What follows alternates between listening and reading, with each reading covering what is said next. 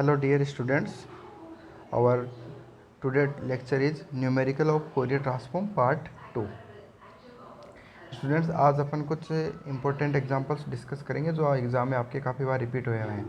तो आपका first example है आपका कि find the cosine transform of e की power minus x square. Find the Fourier cosine transform of e की पावर माइनस एक्स स्क्वायर। तो स्टूडेंट सबसे पहले तो स्टैंडर्ड फॉर्मूला ये होता है, आपको पता ही है। फोरियर कोसाइन ट्रांसफॉर्म का क्या होता है, √2/पाई 0 से इन्फिनिटी एफ ऑफ एक्स, ये आपका एफ ऑफ एक्स है, cos एस एक्स और डी एक्स, ये आपका स्टैंडर्ड फॉर्मूला होता है। इस स्टैंडर्ड फार्मूले को स्टूडेंट्स हम यहाँ पर एक बार रिप्रेजेंट कर रहे हैं आई से, ठीक है। इसको एफ सी एस से रिप्रेजेंट न करके यहाँ पर इसको रिप्रेजेंट कर दिया हमने आई से, और इसको नाम दे दिया इक्वेशन नंबर फर्स्ट।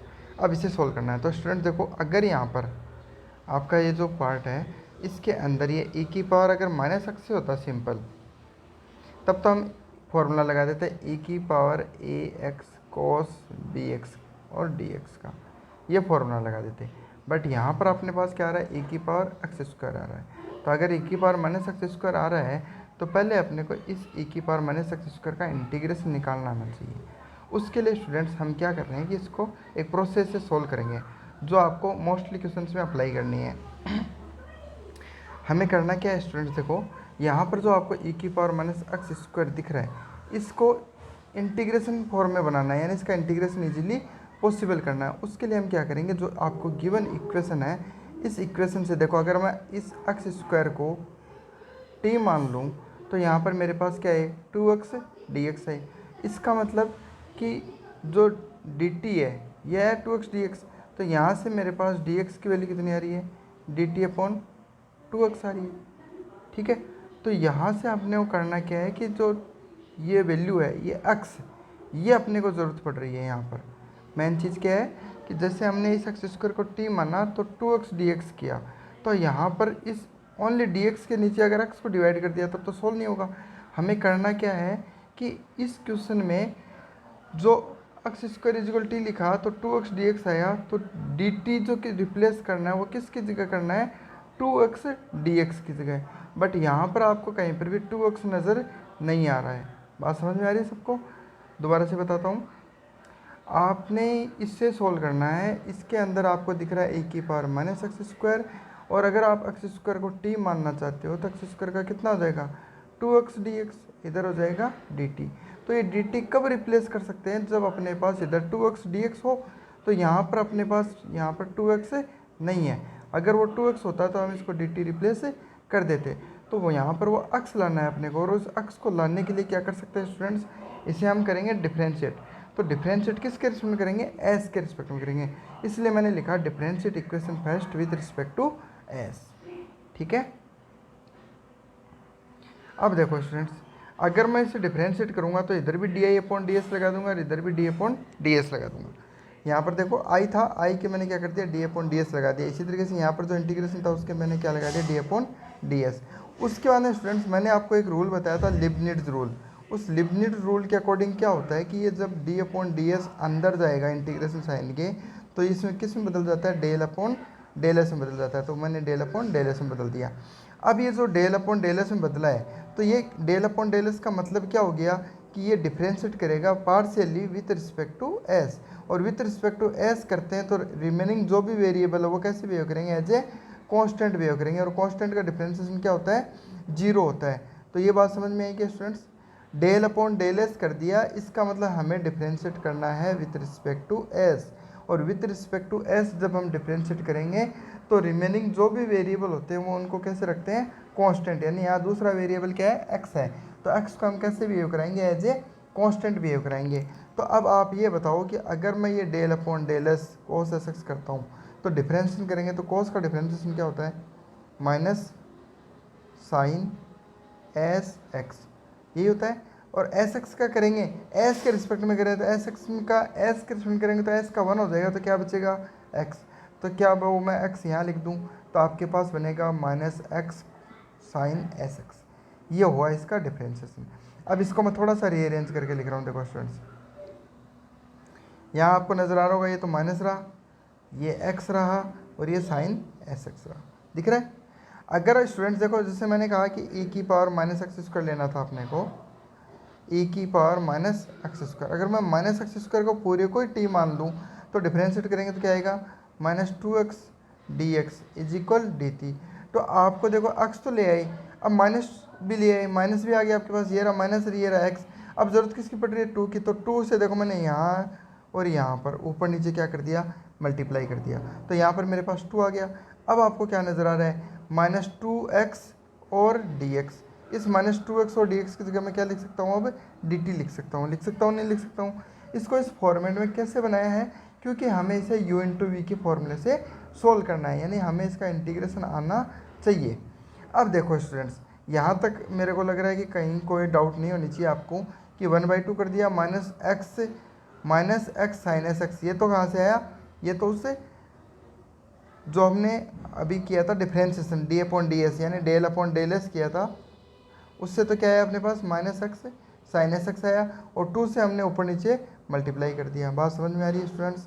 अब देखो, अब हम इसे मानेंगे u इंटू वी, तो देखो ये तो मानेंगे स्टूडेंट्स v, क्यों मानेंगे v, क्योंकि अगर आप आई लेट का फॉर्मूला देखो, आई लेट, तो इसमें ट्रिग्नोमेट्रिक पहले आता है और एक्सपोनेंशियल बाद में आता है, तो ये ट्रिग्नोमेट्रिक तो u बनेगा और एक्सपोनेंशियल क्या बनेगा आपका v बनेगा। तो u इंटू वी के अगर फॉर्मूले से करें तो ये तो आपका ट्रिग्नोमेट्रिक पार्ट है, इसलिए u हो गया और ये v हो गया। तो इस v का इंटीग्रेशन हमने पहले पता किया है कि इसका इंटीग्रेशन कैसे हो सकता है, तो वो चीज़ हमने यहाँ पर देख लिया। अब देखना इसका इंटीग्रेशन कितना ईजी हो जाएगा। चलो स्टूडेंट्स, पहले मैं आपको एक तरफ इसका ओनली इंटीग्रेशन बताता हूँ अब, क्योंकि हमने इसको v माना है और v माना है तो श्योरली इसका क्या होगा, इंटीग्रेशन होगा।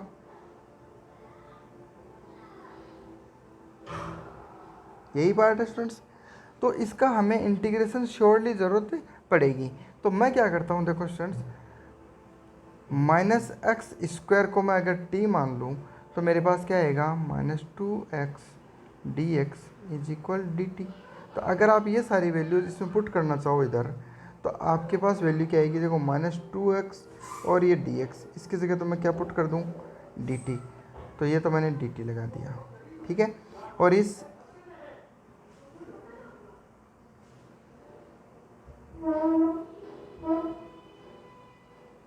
अब आप रिमेनिंग देखो, रिमेनिंग में आपको क्या नज़र आएगा, ये वाला पार्ट नज़र आ रहा है, ई की पावर माइनस एक्स स्क्वायर, तो ई की पावर माइनस एक्स स्क्वायर को मैं क्या लिख दूँ, टी, तो ई की पावर टी। तो आपको सिंपल नज़र आ रहा है, ई की पावर टी का इंटीग्रेशन करना है, और आप स्टूडेंट सब जानते हो ई की पावर टी का इंटीग्रेशन कितना होता है, ई की पावर टी होता है। और अगर मैं टी की वैल्यू वापस पुट कर दूँ तो मेरे पास क्या आएगा, ई की पावर माइनस एक्स स्क्वायर आएगा। तो ओवरऑल हमें क्या पता चला कि ये जो आपका माइनस टू एक्स ई की पावर माइनस एक्स स्क्वायर है, इसका इंटीग्रेशन करने पर ये जो वी पार्ट था, इसका इंटीग्रेशन करने पर सिंपल आंसर क्या आएगा, ई की पावर माइनस एक्स स्क्वायर आएगा। अब आप देखो ये यू है, तो यू इंटू वी का फॉर्मूला क्या होता है कि सबसे पहले यू को एज इट इज, और वी का इंटीग्रेशन, तो ये इंटीग्रेशन वी डी टी किया हुआ है यहाँ पर ये, और उसका आंसर मैंने पहले निकाल लिया है, क्या है, इंटीग्रेशन वी डी टी था, इंटीग्रेशन वी डी एक्स मान लो, तो इसका आंसर कितना है, ई की पावर माइनस एक्स स्क्वायर, जो हमने अभी सोल्व किया है। उसके बाद में स्टूडेंट्स फॉर्मूले में क्या होता है, फॉर्मूले में होता है आपका माइनस साइन, तो माइनस लगा दिया। फिर हम क्या करते हैं स्टूडेंट्स, इसका डिफ्रेंशिएशन, यू का डिफ्रेंशिएशन, तो साइन का डिफ्रेंशिएशन क्या होता है स्टूडेंट्स, कोस एस एक्स होता है, और एस एक्स का करेंगे एक्स के रिस्पेक्ट में डिफ्रेंशिएट करेंगे। अब कोस एस एक्स का डिफ्रेंशिएशन क्या होगा, एक्स के रिस्पेक्ट में, एक्स का 1 होगा तो क्या बचेगा एस, तो वो एस मैंने यहाँ लिख दिया। और साथ में यहाँ पर फॉर्मूले में क्या होता है, इंटीग्रेशन वी डी एक्स होता है, तो इंटीग्रेशन वी डी एक्स की वैल्यू ये है, वो एज इट इज़ यहाँ आ गई स्टूडेंट्स। आ रही है बात समझ में, चलो ठीक है। अब हम लिमिट पुट करते हैं। देखो स्टूडेंट्स, हम सबसे पहले अपर लिमिट पुट करेंगे, जब आप अपर लिमिट रखोगे तो यहाँ अपर लिमिट होगी, यहाँ अपर लिमिट होते ही क्या बनेगा, ई की पावर माइनस इन्फिनिटी, और ई की पावर माइनस इन्फिनिटी कितना होता है, 0 होता है। फिर फॉर्मूले में क्या होता है, माइनस साइन होता है। लोअर लिमिट रखोगे तो लोअर लिमिट स्टूडेंट्स यहाँ पर भी 0 आएगा और यहाँ पर भी 0 आएगा। जैसे ये साइन 0 बनेगा तो साइन 0 आपका कितना होता है, 0 ही होता है।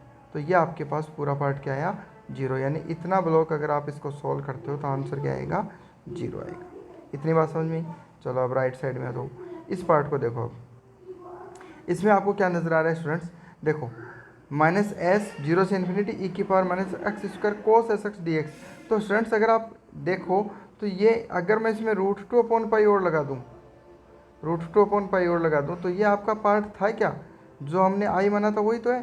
तो देखो मैंने आगे वाले स्टेप में यही किया है कि ये जो पार्ट है इतना, ये पार्ट, इस पार्ट को मैं इससे भी मल्टीप्लाई करूँगा और इसी पार्ट को मैं इस पार्ट से भी मल्टीप्लाई करूँगा। तो इधर मल्टीप्लाई करूँगा तो देखो -s/2, तो -s/2 बना, √2/पाई यहाँ आएगा तो ये पार्ट बना। अब इस पूरे पार्ट को क्या लिख सकता हूँ मैं, आई लिख सकता हूँ, क्योंकि स्टार्टिंग में हमने इसको क्या माना है, आई माना है। तो अपने पास देखो वैल्यू क्या आई थी, हम सोल्व क्या कर रहे थे, di/ds, तो ये di/ds आ गया, ये di/ds आ गया और ये -s/2 और आई आ गया। उसके बाद में वेरिएबल सेपरेबल मेथड आपको बताया था, वेरिएबल सेपरेबल से हम वेरिएबल को क्या करेंगे, सेपरेट करेंगे। तो ये आई तो स्टूडेंट्स इधर आ जाएगा और ये ds से ऊपर चला जाएगा। तो ये आपके पास बनेगा di/i -s/2 ds। उसके बाद स्टूडेंट्स अगर मैं कहूँ आपको कि दोनों तरफ क्या कर दो, इंटीग्रेशन, जब आप इंटीग्रेशन करोगे तो प्लस में क्या आता है, c आता है। अगर आप इसे स्टूडेंट सोल्व करते हो तो 1/i का कितना होता है, log i, फिर इज इक्वल -1/2 तो है ही है। s का इंटीग्रेशन करोगे तो स्टूडेंट्स कितना होता है, s²/2 होता है। और प्लस में जो है c को मैं log c लिख दूँ तो कोई प्रॉब्लम नहीं है, क्यों, क्योंकि ये एक आर्बिट्री कॉन्स्टेंट है तो इसकी वैल्यू कुछ भी हो सकती है। यस तो देखो आपको स्टूडेंट नेक्स्ट स्टेप समझ में आ रही होगी, जो मैंने बताया 1/i का log i हो गया, s का s² 2 करेंगे, 1/2 पहले से पड़ा है तो s²4 आ गया, प्लस में क्या आ गया, log c। अगर स्टूडेंट्स इस log c को मैं इधर ले आऊँ तो क्या ऐसे लिख सकता हूँ, log i minus log c, क्या बचेगा, -s²/4, log a minus log b, log a minus log b कितना होता है, log a/b। तो आपको नज़र आ रहा है, देखो log a/b, ये log i/c is equal -s²/4। Anti log ले लो, अगर आप एंटी लॉग लोगे तो आपके पास इधर तो i/c बचेगा, ये log वाला पार्ट है, ये इधर e की पावर में चला जाएगा, तो ये हो जाएगा e की पावर -s²/4। अब उसके बाद में क्या किया स्टूडेंट्स, i इज इक्वल कितनी वैल्यू आ गई, i इज इक्वल c को इधर ले जाओगे तो i की वैल्यू ये आ गई। लेकिन ये आंसर नहीं है स्टूडेंट्स, क्यों नहीं है, क्योंकि अपने पास जो इंटीग्रेशन था वो 0 से इन्फिनिटी होता है, और अगर 0 से इन्फिनिटी तो वो एक डेफिनेट इंटीग्रल बोलते हैं उसको, जिसकी लिमिट डिफाइन होती है उसे एक डेफिनेट इंटीग्रल बोलते हैं। और डेफिनेट इंटीग्रल का स्टूडेंट जो आंसर होता है वो सटीक आंसर होता है, उसके अंदर आर्बिट्री कॉन्स्टेंट्स नहीं होने चाहिए। तो यहाँ पर इस आर्बिट्री कॉन्स्टेंट को क्या करना पड़ेगा, रिमूव करना पड़ेगा, और इसको रिमूव करने के लिए अपने पास कुछ कंडीशंस हैं जो हम पुट करके इसको सॉल्व कर सकते हैं। तो आप स्टूडेंट सबसे पहले इक्वेशन नंबर 1 देखो हमने क्या लिखा है कि put s is equal 0 in equation number first. तो आप s इज इक्वल 0 देखो पुट करना है इक्वेशन नंबर फर्स्ट में। तो इक्वेशन नंबर फर्स्ट कहाँ लगाई थी हमने, वो देखो दिख रही है आपको इक्वेशन नंबर फर्स्ट, ये वाली। इसमें अगर मैं s इज इक्वल 0 रखूँ तो यहाँ cos 0 कर दूंगा, और cos 0 कितना होता है, 1 होता है, तो ये हट जाएगा। अब क्या बचा आपके पास, इतना पार्ट बच रहा है, और इसका इंटीग्रेशन करना है स्टूडेंट्स। तो आपको दिख रहा है √2/पाई, और इसका इंटीग्रेशन स्टूडेंट्स आपको पहले बताया हुआ है, और अब बीटा गामा फंक्शन में बताया था। इसका इंटीग्रेशन की जो वैल्यू आती है वो आएगी आपके पास √π/2, कितनी आएगी, √π/2, या फिर आप इसे ऐसे भी बोल सकते हो गामा। इसके ये एक्चुअल में जो वैल्यू होती है किसकी होती है, देखो ये होती है gamma 1/2 is equal twice of 0 to infinity e की पावर -x² dx। तो यहाँ पर हुआ क्या है, ये 2 है, ये इसके नीचे आ गया, तो यहाँ से 2 हट जाएगा, ऐसे हुआ। और आपको पता है कि गामा 1/2 कितना होता है स्टूडेंट्स, √π होता है, इसलिए बना √π/2। तो ये वैल्यू क्या आ गई, √π/2। अब √π से √π कैंसिल, एक √2 से एक √2 कैंसिल आउट करोगे तो क्या बचेगा, √2। तो वही चीज़ मैंने यहाँ की है स्टूडेंट्स, देखो आप देखो ये आपकी इक्वेशन फर्स्ट थी, उस इक्वेशन फर्स्ट में मैंने s की जगह 0 रखूँगा तो cos 0 की वैल्यू क्या हो गई, 1 हो गई। cos 0 कितना होता है, 1। तो रिमेनिंग पार्ट क्या बचा मेरे पास, ये वाला पार्ट बचेगा, ये रिमेनिंग पार्ट बचा। इस रिमेनिंग पार्ट में ये तो है ही है, इसकी वैल्यू कितनी बताई थी मैंने, √π/2। आप चाहे तो याद रख लेना इसको, ठीक है। उसको कैंसिल आउट करोगे तो i की वैल्यू कितनी आई, 1/√2। तो इसको हमने इक्वेशन नंबर 3 नाम दे दिया। अब इक्वेशन हम क्या करेंगे स्टूडेंट्स, इक्वेशन नंबर 2 अभी आपने देखी है, ये आपको इक्वेशन नंबर 2 नजर आ रही है, इसके अंदर भी हम स्टूडेंट्स क्या करेंगे, एस इजिकल 0 पुट करेंगे। अगर आप एस इजिकल 0 करोगे तो आई इजिकल सी और ई की पावर क्या बनेगा 0, ई की पावर 0 कितना होता है 1 होता है। तो स्टूडेंट्स एस इजिकल 0 पे दो कंडीशन मिल रही है अपने को, एस इजिकल 0। जब आप एस इजिकल 0 पुट करते हो तो आपको एक बार तो आई की वैल्यू 1/√2 मिलती है और दूसरी बार आपको आई की वैल्यू मिलती है सी। तो स्टूडेंट्स अगर I equal this part, I equal this part, तो ये पार्ट भी क्या होगा इसके इक्वल होगा। तो सी इजिकल अपने पास कितना आ जाएगा 1/√2। और अगर स्टूडेंट सी की वैल्यू अगर आपके पास 1/√2 आ गई तो आई हमने माना किसका था, फोरियर कोसाइन ट्रांसफॉर्म को, और वैल्यू कितनी आई, आई इजिकल सी ई की power minus S square by 4। तो यहाँ सी की वैल्यू पुट कर दो, सी की वैल्यू पुट कर दी, ई की power minus S square by 4। तो ये आपका आंसर हो गया। आई होप स्टूडेंट्स सबको समझ में आ गया होगा ये क्वेश्चन। ठीक है, चलो स्टूडेंट्स एक क्वेश्चन और देखते हैं, सिमिलर क्वेश्चन। इस बार फोरियर साइन ट्रांसफॉर्म पूछा आपसे। तो देखो स्टूडेंट्स ध्यान से समझना, पहले वाले क्वेश्चन में इस क्वेश्चन में क्या डिफरेंस है वो समझना। यहाँ देखो आपको क्या पूछा है student, find the Fourier sine transform of e की power minus a x upon x. तो बाय डेफिनेशन क्या होता है स्टूडेंट्स कि फोरियर साइन ट्रांसफॉर्म की डेफिनेशन क्या होती है कि √2/पाई 0 से इन्फिनिटी, ये आपका F of X sine S X और डी एक्स, यही फॉर्मूला होता है बेसिक साइन ट्रांसफॉर्म का। अब स्टूडेंट्स इस फॉर्मूले पे देखने के बाद में हमें क्या पता चल रहा है कि अगर यहाँ पर ये जो पार्ट है यहाँ पर ओनली इतना ही पार्ट होता तो आप इजीली सॉल्व कर सकते थे इसको।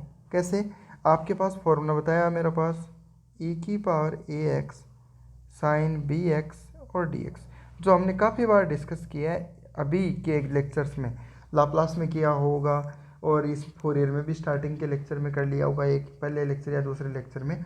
तो ये वाला फॉर्मूला काफ़ी बार यूज़ किया है। बट प्रेजेंट में अपने पास सिचुएशन क्या हो रही है स्टूडेंट्स कि 3 फंक्शन हो रहे हैं, ऊपर भी एक्स का फंक्शन है, पास में साइन एस एक्स भी फंक्शन है एक्स का, और नीचे भी फंक्शन किसका है एक्स का है। तो हमें करना क्या होता है स्टूडेंट्स, इस एक्स को अगर अपन एलिमिनेट कर दें, इस एक्स को हम एलिमिनेट कर दें तो ये अपना इजीली एक फॉर्मूला बन जाएगा। तो देखो वही स्टूडेंट्स वही कर रहे हैं, वही सेम प्रोसेस करनी है, डिफरेंशिएट करना है विथ रिस्पेक्ट टू एस। अगर हम इसे स्टूडेंट डिफरेंशिएट करेंगे विथ रिस्पेक्ट टू एस तो आपके पास क्या वैल्यू आएगी, देखो d/ds एफ ऑफ एस। इधर वाले पार्ट में भी वो d/ds लगेगा और वो अंदर जाके किस में बदल जाएगा, मैंने यहाँ पे शॉर्ट में कर दिया थोड़ा सा। देखो स्टूडेंट्स यहाँ पर वो d/ds लगता और ये d/ds अंदर जाएगा तो क्या बनेगा del/ds बनेगा। तो मैंने सिंपली किया क्या है कि ये जो आपका पार्ट है ये साइन एस एक्स है, इसका हमने डिफरेंशिएट किया है with respect to S. Sine S X का डिफरेंशिएट किया है विथ रिस्पेक्ट टू एस।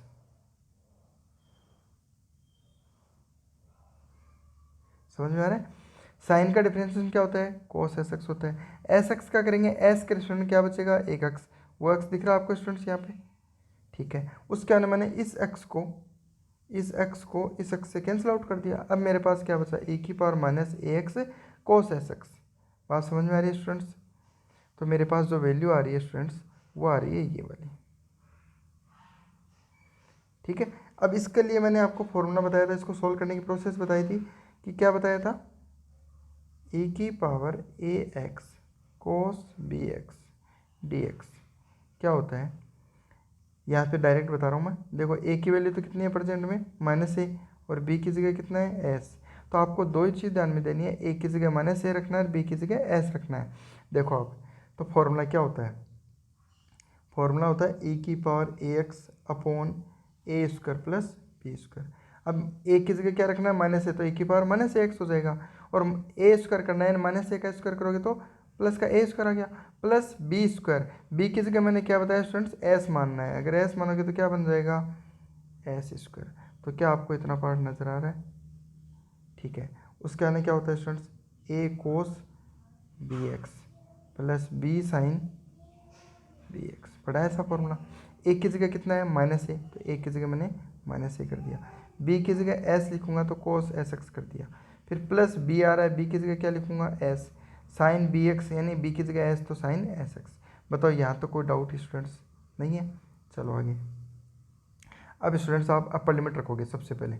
अगर आप स्टूडेंट्स अपर लिमिट रखते हो तो ये अपर लिमिट यहाँ पर भी आएगी, यहाँ आते ये क्या बना देगी, ई की पावर माइनस इन्फिनिटी, और ई की पावर माइनस इन्फिनिटी कितना होता है स्टूडेंट्स, जीरो होता है। तो ये वैल्यू क्या हो गई मेरी, जीरो। फिर फॉर्मूले में क्या होता है स्टूडेंट्स, माइनस साइन होता है। अब हम रखेंगे लोअर लिमिट।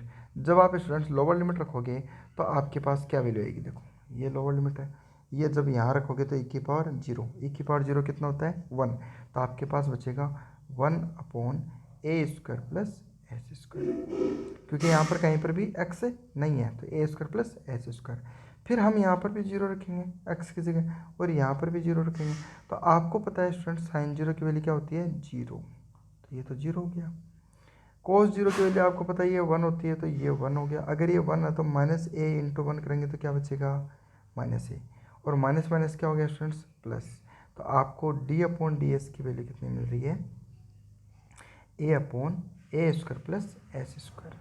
बात समझ में आ रही है स्टूडेंट्स, चलो ठीक है। उसके बाद में क्रॉस मल्टीप्लिकेशन करते हैं। क्रॉस मल्टीप्लिकेशन करोगे तो इस डी एस को मैं इधर ले जाऊँगा तो यहाँ पर डी एस आ जाएगा, तो ये आपको कुछ ऐसा दिखेगा। उसके बाद स्टूडेंट्स हमें दोनों तरफ क्या करना है, इंटीग्रेशन। अगर आप इंटीग्रेशन करते हो तो यहाँ पर भी इंटीग्रेशन साइन लगाओगे, यहाँ पर भी लगाओगे, और प्लस में सी कर दोगे। तो डी ऑफ, अगर आपको पता हो तो डी एक्स का करते हैं तो एक्स होता है, तो डी एफ ऑफ एस का करेंगे तो इधर तो क्या बचेगा, एफ एस। इधर वाला पार्ट देखो तो क्या आएगा, root two upon five A upon S A square plus A square. तो ए तो अपनी जगह है, और one upon A square plus S square का कितना होता है स्टूडेंट्स, देखो यहाँ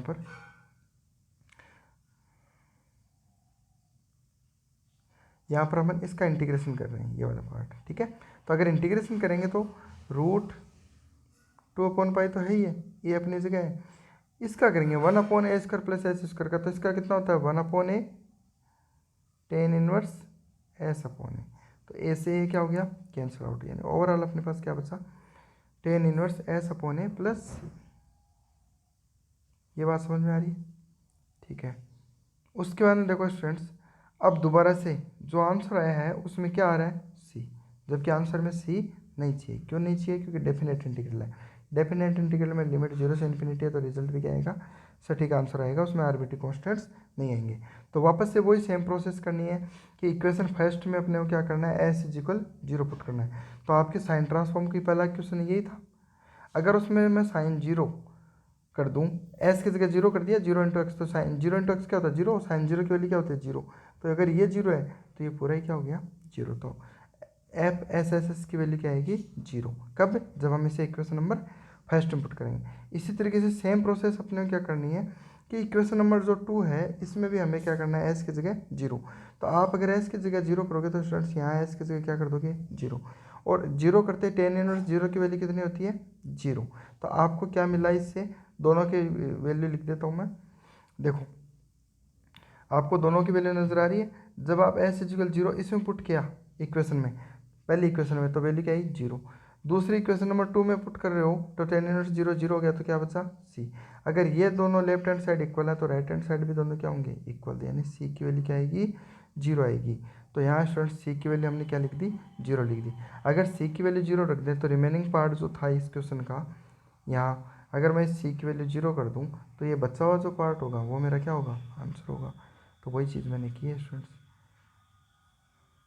ये देखो यहाँ पर बचा हुआ पार्ट मेरा क्या है, आंसर है। बात समझ में आ रही है, चलो ठीक है। एक क्वेश्चन और देखो स्टूडेंट्स, ये भी अच्छा क्वेश्चन है स्टूडेंट्स, एग्जाम में रिपीट होता है ये क्वेश्चन। देखो स्टूडेंट्स क्वेश्चन क्या लिखा है कि find the Fourier transform of the following function. तो स्टूडेंट्स इस बार आपको फंक्शन जो दिख रहा है वो दिख रहा है आपको मोड एक्स में। लिमिट देखो यहाँ एफ ऑफ एक्स दिख रहा है आपको, तो यहाँ आपको नज़र आ रहा है f of x is equal one mod of x less than zero, zero, और mod of x greater than a. तो इसको समझते हैं स्टूडेंट्स, पहले फंक्शन को आपको क्या करा है कि मोड ऑफ एक्स। अब मोड एक्स का मतलब क्या होता है स्टूडेंट्स, प्लस एक्स और माइनस एक्स, यही हो सकता है दोनों चांसेस। अब अगर ये कह रहा है कि mod of x less than a, mod of x less than a का मतलब क्या है, क्या कि अगर मैं यहाँ बताता हूँ, इसको मिटा देता हूँ।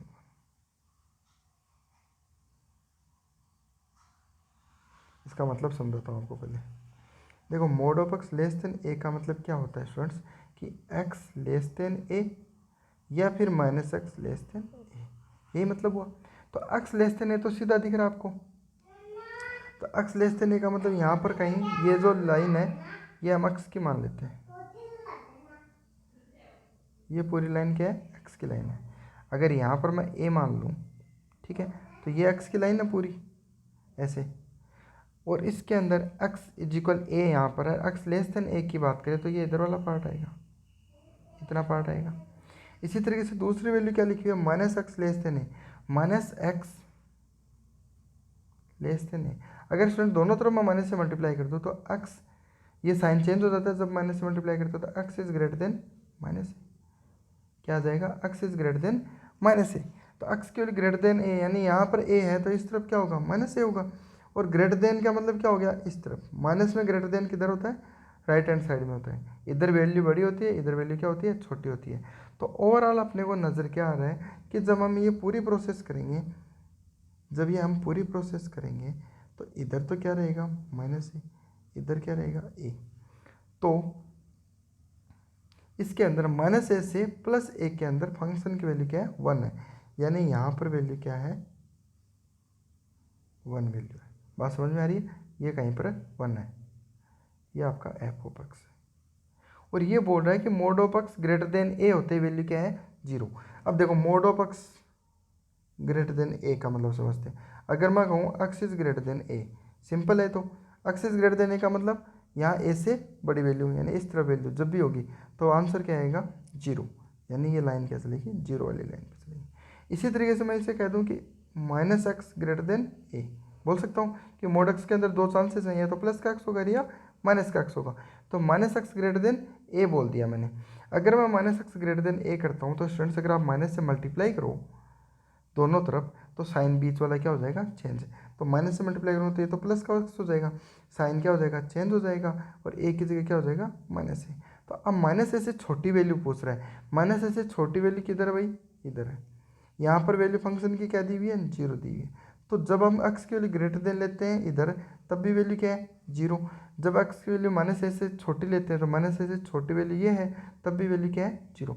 यानी इस पूरे फंक्शन का जो बेसिक मीनिंग है वो आपका ये है। बात समझ में आ रही है, ये ग्राफ है। अब इस ग्राफ से आपको पता चल रहा है कि अगर आपको फोरियर ट्रांसफॉर्म पूछा है, देखो यहाँ पर आपको नाम नहीं दिया है कि फोरियर साइन है या फोरियर कोसाइन है, तो एक्चुअल में ये क्या है, कॉम्प्लेक्स फोरियर ट्रांसफॉर्म का क्वेश्चन है। तो कॉम्प्लेक्स फोरियर ट्रांसफॉर्म में मैंने आपको लिमिट कितनी बताई थी स्टूडेंट्स, अगर मैं लिमिट की बात करूँ तो लिमिट की क्या डिस्कस किया था, माइनस इन्फिनिटी से प्लस इन्फिनिटी होती है। तो आप खुद देखो स्टूडेंट्स, माइनस इन्फिनिटी से माइनस ए के अंदर वैल्यू क्या रहेगी, 0। ए से लेके इन्फिनिटी के बीच में फंक्शन की वैल्यू क्या रहेगी, 0। माइनस ए से प्लस ए के बीच में फंक्शन की वैल्यू क्या रहेगी, 1। बात समझ में आ रही है, तो 3 टुकड़ों में टूटेगा। तो पहली चीज़ आपको कि फंक्शन समझ में आना, आई होप समझ में आया होगा आपको। चलो आगे देखते हैं। अब देखो स्टूडेंट्स, पहले तो मेरे को ये बताओ कि जो फंक्शन मैंने दिया था उसकी रेंज कितनी होती है, माइनस इन्फिनिटी से इन्फिनिटी दी हुई है, ठीक है। और कॉम्प्लेक्स फोरियर ट्रांसफॉर्म की डेफिनेशन आपको पता ही है क्या होती है, ये होती है, ठीक से दिखाई हुई आपको पहले लेक्चर में ही ये चीज़ें।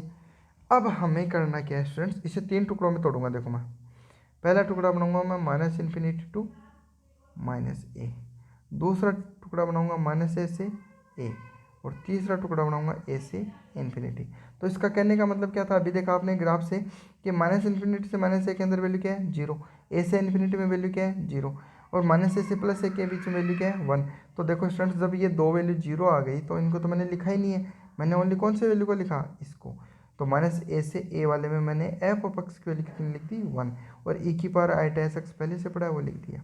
बताओ यहाँ तो कोई डाउट स्टूडेंट्स नहीं है, चलो आगे। अब देखो स्टूडेंट्स, यहाँ पर आपको एक सिंपल सा इंटीग्रेशन दिख रहा है ई की पावर आई टाइस एक्स का। तो मैंने बताया था कि ई की पावर में जो होता है वो एज इट इज आता है, फिर आई टाइस एक्स का करोगे डिफरेंशिएशन तो एक्स का 1 हो जाएगा, तो आई टाइस का क्या करेंगे, डिवाइड करेंगे, लिमिट रखेंगे 0 से माइनस ए से ए।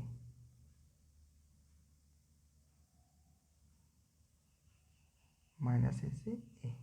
अब आप स्टूडेंट्स अपर लिमिट रख दो। पहले अपर लिमिट लिखोगे तो यहाँ पर यहाँ ही बता देता हूँ। देखो हमने यहाँ तक आ गए, हम यहाँ तक सोल्व कर लिया। अब आगे देखो लिमिट पुट कर रहे हैं हम। लिमिट पुट करेंगे तो स्टूडेंट्स अपर लिमिट रखोगे तो ई की पावर आईटा ऐसे बनेगा, लोअर लिमिट रखोगे तो ई की पावर माइनस आईटा ऐसे बन जाएगा, और नीचे जो आईटा एस है उसको मैंने बाहर रख दिया। देखो अब स्टूडेंट्स मैं क्या कर रहा हूँ कि यहाँ पर मेरे को देखो माइनस साइन दिख रहा है बीच में, आपको यहाँ पर माइनस दिख रहा है, तो आपने पता था साइन थीटा का फॉर्मूला क्या होता है, ई की पावर आईटा थीटा माइनस ई की पावर माइनस आईटा थीटा अपॉन 2 आईटा, ये पढ़ा था। अब आपको क्या नज़र आ रहा है, थीटा की जगह क्या नज़र आ रहा है, एस ए, तो मैं अगर साइन ए एस बोलूँ इसको, तो यहाँ पर क्या बने, ई की power eta a s minus e की power minus eta a s upon 2 eta. अब मेरे पास 2 तो दिख रहा है, सॉरी आईटा दिख रहा है, 2 नहीं है, तो मैंने क्या किया, इस 2 से ऊपर नीचे मल्टीप्लाई कर लिया, दिख रहा है आपको, 2 से ऊपर नीचे मल्टीप्लाई कर लिया, और यहाँ पर जो आईटा था उस आईटा को भी मैंने अंदर ले लिया। बात समझ में आ रही है?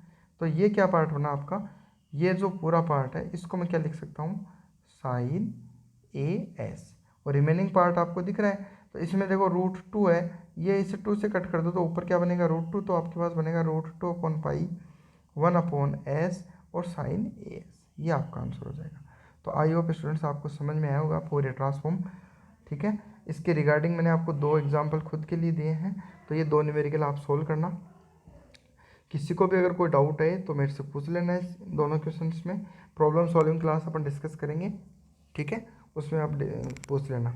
तो ये प्रॉब्लम सॉल्विंग क्लास में जो भी आपको डाउट है वो पूछ लेना, और आपका फोरियर ट्रांसफॉर्म का पार्ट है वो कंप्लीट हो गया है। नेक्स्ट अपन पढ़ेंगे inverse Fourier transform. Okay students, thank you.